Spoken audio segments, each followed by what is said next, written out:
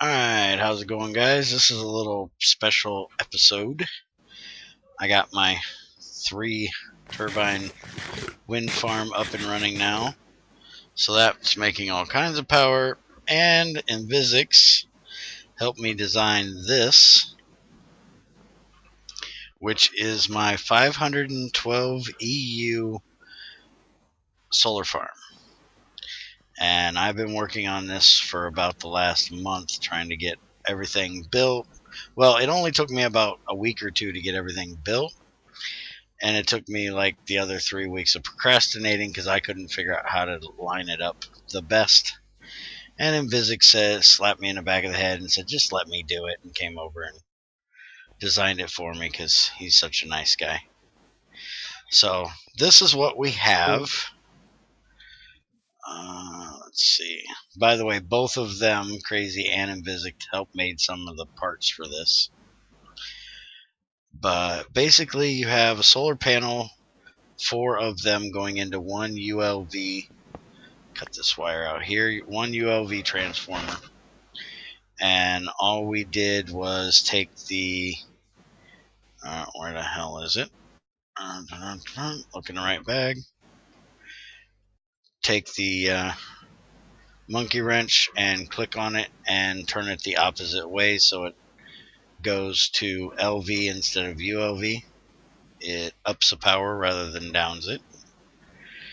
And then we put in this tin cable here and wired it to a LV transformer, which we did the same thing. And we have 1 wire on one side, 2 wires on 2 sides, and 3 wires on the other, so it's an average of 2 EU loss per flower times the 4 flowers that make up the entire set here. And then those 4 are being wired into this MV to HV transformer. That is going into this HV to EV transformer, and that is going into an MFSU, and it is powering something sweet. So let's see, average EU. Why is this not actually saying? I've never used one of these EU readers. Anybody know how to use one? It's not giving me any voltage. Switch to energy gain. See, I want it to tell me the energy gain that it's getting, and it's not telling me anything. Did they never get this working in IC2? Yeah, the IC2 one, Yosh. It's not reading. Here, I'll let you see it, Envisix. See if you can figure it out why. We're gonna have to cut this out because you're gonna have to touch it on the side. Because I'm going to start on the wiring. Now, because I have my long distance cable set up the way I do, I have to run this through EV wire. So I'm going to have 1 EU loss for each one of these wires as well. So I don't have a full 64 blocks to travel to get to where I'm going. Was a cable going to the MFSU, you would be able to read it. Oh, you think you can only read the cable? Yeah. Oh, I thought you could actually read the box. Alright, I gotta take I don't know if it can read GT cables. Yeah, GT cables don't work. I've already tried that. Okay. GT cables... Well, then you can throw it in the trash. Apparently. I thought you could read the battery box things, but apparently not. But you did show them the battery box gain. Yeah. The MFSU gain. Yeah, it's going up hugely fast. I just wanted to be able to see how quick it was actually, what it was actually taking in, if it was doing it every tick or not. Let's see.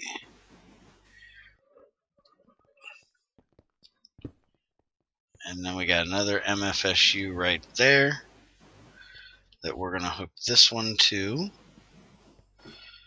And I chose to put in the extra MFSU because I have way too much power. I have this one completely full. The wind farm one is completely full as far as I know. Yep. And these are going to be now filling.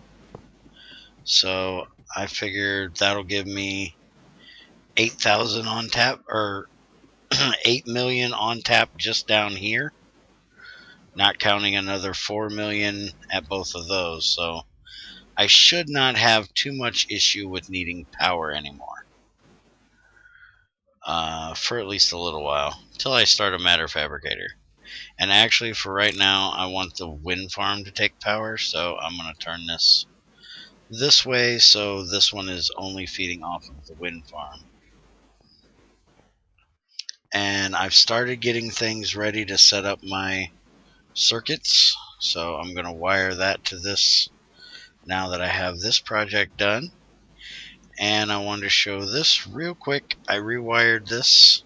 I had a ethanol tank here, and I decided to wire this up to my power, so I now have a HV wire, 4x Electrum HV wire coming over to an MV HV transformer into an LV MV transformer going into a large battery box. Right now it only has 4 wires on it, but I'm going to put 4 batteries in it. I'm going to put 8 in it. That way I can kick out a full 64 EU per cable, which is what the cable can handle, because I have 4x lead cables running, and that's powering all of my mixers for my Aqua Regia setup. Finally got all of my nickel and platinum run through. But I actually noticed something the other day that I think is awesome. If you look at cassiterite ore and you run it through a bath, you actually get hydrochloric acid out, which is what you need salt to make. And so you can actually just have this pumped right back into the Aqua Regia setup and not have to make as much hydrochloric acid. So that's what I'm going to do with my cassiterite.